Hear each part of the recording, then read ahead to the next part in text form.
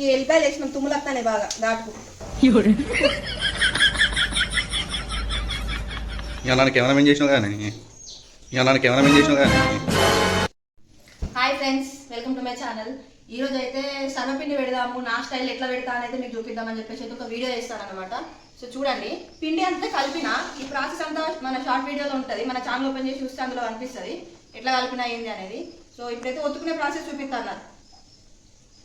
దీన్ని ఎట్లా ఒత్తుకుంటా ఏంది అనేది. నూనె అయితే నేను బాగానే పోస్తా, టేస్ట్ మంచిగా ఉండాలని చెప్పేసి ఒక 2 పావులు అయితే పోసిన, మంచిగానే పోసిన. ఇంకో ఇంత పెద్ద ముద్ద తీసుకుంటానా పిండి. మంచిగా ఇందులో ఆనియన్, పచ్చిమిర్చి, కొత్తిమీర, కళ్యామాకు, ఇంకా ఉప్పు, పసుపు, కారం, మసాలా అన్నీ వేసి మంచిగా కలిపిన. ఇట్లా ఒత్తుకోవాలి నీట్గా. మీ ఇంట్లో కూడా ఈ రోజుల్లో సర్వపిండి పెట్టుకుంటారా? ఎవరైతే పెట్టుకుంటలేదు, మేమే ఒక 6 నెలల తర్వాత ఇప్పుడు ఫస్ట్ టైం పెట్టుకోవడం. చిన్నప్పుడు మేము స్కూల్కి పోయి వచ్చే వరకు మా మమ్మీ వేసి పెట్టేది. మేము హోంవర్క్ అంతా రాత్రనే ఇస్తా అనేది.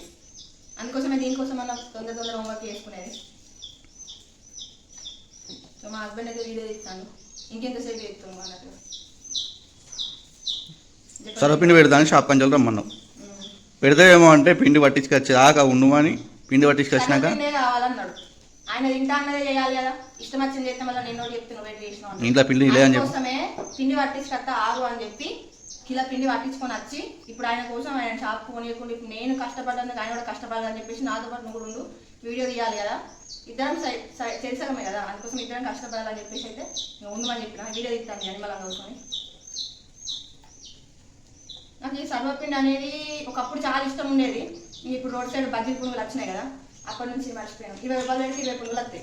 అట్లాంటప్పుడు ఇదేంటికి కదా, నా బిడ్డ అయితే వాళ్ళకి అన్నీ ఏరుకుంటాను, పప్పు పల్లీలు అన్నీ ఏరుకొని తింటాను.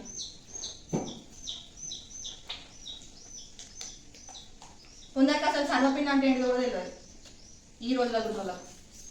అట్లా ఇంకో వీళ్ళ తరానికి పోయేసరికి అయితే అదొకటి ఉందా అంటారు తర్వాత.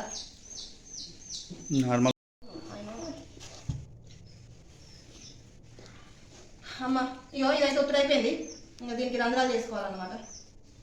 ఎందుకంటే అందరూ తెలుసు టేస్ట్ కోసం మనకి, ఇక కొత్త చెప్పాల్సిన అవసరం లేదనుకో. అయితే రంధ్రాలు చేస్తాను. నూనె అయితే మంచిగానే వచ్చిన.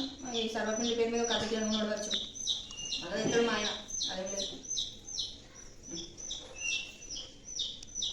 జరుగు ఆదిరిగా జరుగు. ఏది పొయ్యి మీద పెట్టేద్దాం. ఇంకా గిన్నెలు ఉన్నాయి కానీ ఇది పెట్టేస్తే ఇక అవుతుంది, తినుకుంటా వద్దచ్చు.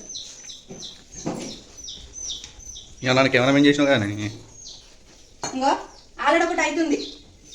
ఫస్ట్ పెట్టింది అదిగో మారిపోతాను, ఇంకా మారిపోతాను.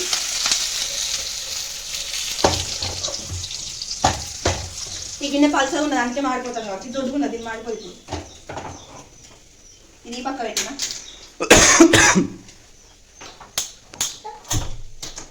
ఏదో పెట్టినా ఏదో కొంచెం మాడిపోయింది, అయినా ఏం కాదు, తిందాం. ఫస్ట్ చేసింది కదా, ఇట్లా అవుతున్నది.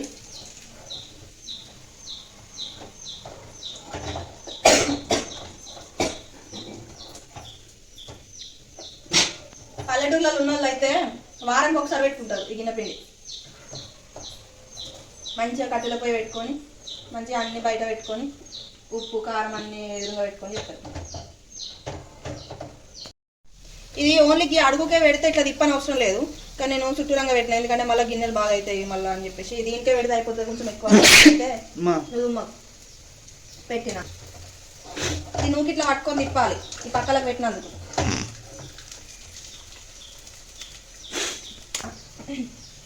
ఈ ఎల్లిపాయలు వేసిన తుమ్ములు వస్తానే బాగా ఘాటుకు. ఫస్ట్ గిన్నె అయితే అయిందన్నమాట. ఇది ఇస్తాను దీనికుంటా. ఇప్పుడు మిగతా అన్నీ పెట్టాలి. తీసినప్పుడు మంచిగా ఇట్లా మనం ఎట్లా పెట్టినా అట్లా రావాలంటే మంచిగా పక్క నుంచి ఇట్లా అనుకుంటా చేయాలి. నా బిడ్డ అయితే ఎప్పుడెప్పుడు ఇస్తుంది అన్నట్టు చూస్తాను కదా విషయం కదా, అవునా కదా. నువ్వైతే ఏదో తీసిన ఎంత ట్రై చేసినా మొత్తం ఇచ్చుకోకుండా రావడానికి రాలేదు. టేస్ట్ చూస్తా ఫస్ట్. నేను ఎందుకన్నా పెట్టింది నేను కాబట్టి వచ్చింది మంచిగా ఉన్నదా? ఇప్పుడు వీడియో కట్ట మొత్తం మంచిగా ఉంటుంది.